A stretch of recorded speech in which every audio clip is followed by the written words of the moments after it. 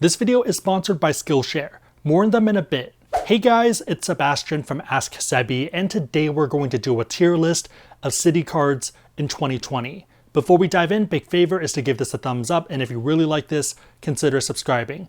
If you like this type of content, this tier list type of content, let me know in the comments down below, and I'll try to do them for other issuers as well. So 3 quick ground rules before we dive into this. First one is that we're looking at these cards within the confines of cities. So you'll quickly see this with the second card that we look at. Number 2, we're looking at cards that you can actively apply for right now rather than cards that are grandfathered. Number 3 is that you're probably going to disagree of some of these, and I think that's fine. I'd recommend making your own video on this topic just because I think more perspectives is always better. But yeah, let's dive into it, and the first card is going to be the City Rewards Plus card. So on the surface, this isn't too interesting of a card. The multipliers are fine, but you can get this with the double cash card. There's pretty much 2 interesting little bits about this. The first one is that it has a roundup feature. So every time you spend money on the card for each transaction, it's going to round up to the next 10 points. So whether you spend 10 cents or 1 cent, or whether you spend $10, that's going to earn you 10 points. The more interesting part to me is that if you connect it with a Premier card or a Prestige card, when you transfer points to partners, you're going to end up getting 10% back on the first 100,000 points that you transfer out. So for me, I'm going to put this into A because I think it makes sense. It's pretty much a card that buffs up your other cards and gives you value just by having it. You don't even need to spend on it. You don't need to do anything else with it.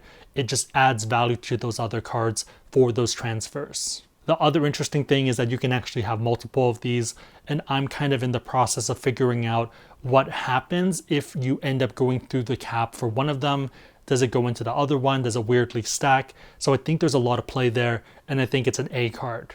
Next is going to be the City Double Cash card, which gets you 2% back. So 1% when you spend, and then 1% when you pay it off, which you're going to do anyways. The interesting part is that if you have a Prestige or a Premier, then these points become a lot more valuable. So it's not just 2% as the floor, it ends up being closer to a 4% return on spend. So 2% from Double Cash, you transfer it out to 2% at the airline, so 2 points back at the airline, but with those airline points, it's going to be worth more. You have a higher ceiling. If we were looking at this within the confines of cashback everywhere cards, I'd probably put this into S, given that you have a very good floor at 2%, but you also have a very high ceiling at least 4% and maybe even higher depending on how you value these airline partners. But within the confines of City by itself, I'd probably put it into A. I could see the case for S if you're a very big spender, but I don't really think it offers outsized value given that you actually have to spend a lot of money on the card. Also, as a reminder, if you are someone looking to learn about city cards or pretty much any of these cards, we have links down below in the description box and also on our website, asksebi.com. For the City Premier card, you're going to earn a lot of points on a lot of everyday transactions, and it's a pretty reasonable annual fee at $95. So you're earning 3x back at restaurants, supermarkets, gas stations, and also for travel. Travel is only going to be specifically for air travel as well as hotels, but that's still pretty good and it covers a lot of ground unless you're someone who really likes Airbnb. If you transfer these points out to partners, about 2 cents per point in value, so you could argue that you're getting 6% back for these categories. So I think it's going to be firmly in A because it's such a good card, but you do need to spend in order to get value. If you're a cashback person, I don't think this card really makes sense, but if you're a traveler, there's a pretty high ceiling. On a note of travel, this video is sponsored by Skillshare. Skillshare is an online learning community with thousands of courses for people who are creative or curious. You can use it to explore new interests or to fine-tune your skills. One thing that I've been focused on recently is learning how to edit my travel footage. I've been taking a course by Oliver Astrologer, who is a travel filmmaker, about transforming footage into evocative travel stories. So when I travel with Mandy, I pretty much have a gimbal in my hand for 2 to 4 hours of the day, so I want to learn how to make this footage into very cool stories. If you compare my footage with his footage, you can see the difference. Skillshare is giving away 2 free months of premium membership to the first 1,000 people who click the link in the description box to help you explore your creativity. After that, it's only around $10 a month. To me, learning is one of the best investments that you can make and something that pays dividends in the long term. Thank you so much for sponsoring the video, Skillshare. That way I don't need to be on the daily or even multiple times a day stimulus grind. Diving back into it, it's going to be the Citi Prestige card, and I'm going to put that at B. I'll put up the multipliers on the screen, so it looks really good because you get 5x back on a lot of things, but at the same time, it's a travel card that doesn't really have a lot of travel protections. So yes, you have really good multipliers, and I think if you're someone who either doesn't care about that type of stuff or you buy insurance anyways, then that's fine. But for me at least, I do a lot of short haul flights and I don't necessarily want to buy insurance every single time. Maybe it's just a peace of mind thing, but it's really hard to justify a travel card that doesn't have travel protections. A bit of me is tempted to move it down into C because it feels very situational and there's other cards that are a bit better to me, but I think B is a pretty good spot for it. For some people, it's definitely going to be an S or an A. Diamond Preferred card is a balance transfer card, 18 months of no interest, but you do have to pay either the higher of $5 or 3% fee, typically 3% for people doing balance transfers. So not really the most useful to me. I'm not really a fan of balance transfer cards. I'm going to put it into D for now. If this was a tier list of balance transfer cards, it'd probably be a bit higher because 18 months is pretty good. So the Costco card is such an interesting one because some people think that I really hate it, and in a way I kind of do because the intro bonus isn't that good, but I think it's a good card to downgrade to. So I'd rather get any of the other intro bonuses, the Citi Premier intro bonus, and then downgrade to that Costco card because it might be a good long-term card. Multipliers for gas are pretty good, so you get 4% back up to $7,000, I believe. And then the other good thing is that you get extended warranty for Costco more than normal. I'm leaning towards either an A or a B just because it sounds really good in principle, but one big problem that I've had with it, or I would have had, is I end up having my Costco membership lapse for a period of time. So with that card, if you end up letting your Costco membership lapse, then they're going to cancel that card. And if you downgrade to it, or if you apply for the Costco card, once it becomes a Costco card, you cannot product change it to a double cash card. So it can go down into Costco, but it cannot come back up. So basically by choosing to get that card, you're choosing to keep a Costco membership forever. So I had my Costco membership until February because we bought a lot of stuff for lockdown before that because we were trying to lock down in February. And then I didn't really use Costco for the next 6 months. And then I only recently ended up getting a new membership. So for me, given this, I'm going to put it into B. The AT&T card, I'm going to put it into C because it has some multipliers that might be useful, but it's pretty easy to replace that with a double cash card.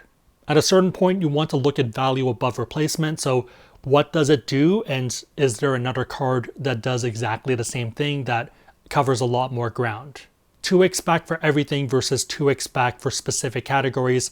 I'm taking the everywhere one. Simplicity is another balance transfer card, so I'm putting it right into D. Doesn't really do anything else interesting. Citi American Airlines Platinum card is a pretty interesting one just because if you are someone that flies American Airlines a lot, then it can be pretty valuable because it saves you money on checked bags. As someone who flies basic economy when I fly American, the fact that I'm not in that last boarding group is pretty helpful for that card, but I'm putting it into B. I think you could argue a bit higher if you're someone who flies a lot, but then at the same time, if you fly a lot, you probably have status. I don't think it's a bad card, but I think it's a very situational one. It's perfect for that person that probably flies 2 to maybe 6 times a year, or maybe once a year if you have a big family and you have a lot of checked bags. In terms of earning rate, I think it's pretty good because American Airlines points are pretty powerful. I probably don't talk about this enough, but American Airlines points are really good for aspirational flights. They're terrible for domestic stuff because they route you in the weirdest ways, but if you're someone who wants to fly Etihad first class, the apartments, or Cathay Pacific first class, then it's amazing. To me, American Airlines points are the gravy on top of the Thanksgiving meal, so if you have a good meal already, then it's going to add to it, and if you don't, then it can make it edible. Probably a terrible analogy. For the Mao Up card, I'm going to put it into B because it gets you some discounts for in-flight meals if you care about that, and also because it does earn American Airlines points, which might be a bit more valuable depending on how you want to use them. If you put this into C, I probably wouldn't be too mad, but for me it's a little bit better, so it fits right into B. For the American Airlines Executive card, I'm going to put this into S, and this is probably going to be controversial, but the reason is because it's really easy to get outsized value if you know what you're doing. So I don't have this card. I don't think I'm ever going to get it because I don't think I'm getting value from it. But for people who can get value, one cool thing they can do is they can add up to 10 authorized users. And by having that card, you can get into American Airlines Admirals Club lounges for free. So Admirals Club Lounge membership, normally if you were to buy it anyways, is about $500. You're pretty much getting this membership for $500 instead of paying for that Admirals Club membership. Pretty much the same price. The cool thing though is that if you add 10 authorized users, they all can do the same exact thing. Effectively, you're paying about $50 per person for that membership. Again, not too useful for me because I don't really fly American Airlines. That's not my airline of choice. I'm not really in a hub. But if you're someone who's a consultant, if you're someone who travels a lot, I've seen people do this with their coworkers where they add them as authorized users. And I think you can argue the ethics of this, but it's pretty smart to me and it makes a lot of sense. So given all of this, I'm going to put it into S, but if you put it into C or D or maybe even F, I think that would make sense. Next is going to be the Expedia card where you're going to get 3x Expedia points back for every $1 that you spend on Expedia. So there's a few problems here. First one is that the points are not going to be as valuable because just because they're points, they don't necessarily work like other ones.